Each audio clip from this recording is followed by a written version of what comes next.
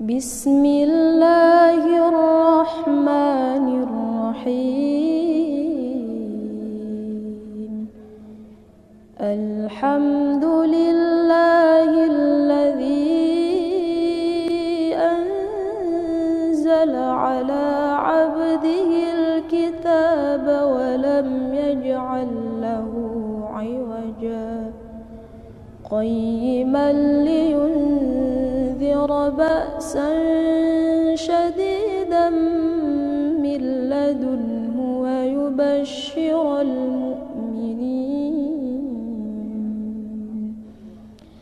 ويبشر المؤمنين الذين يعملون الصالحات أن لهم أجرا حسنا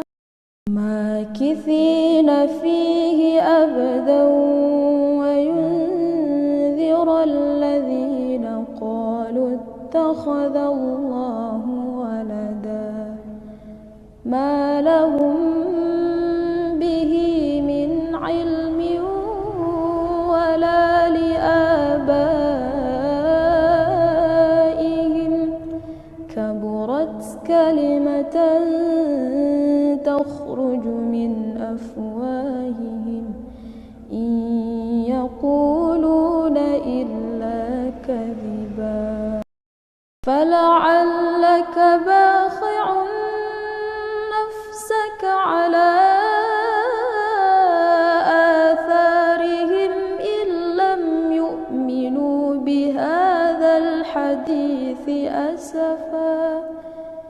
إنا جعلنا ما على الأرض زينة لها لنبلوهم أيهم أحسن عملا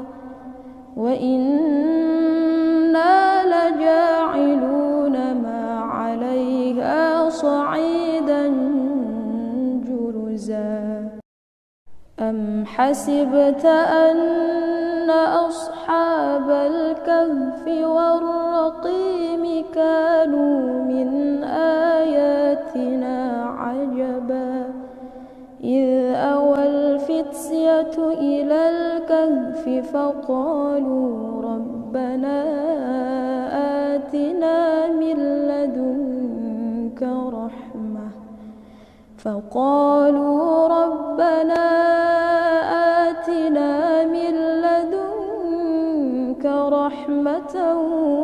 وهيئ لنا من أمرنا رشدا صدق الله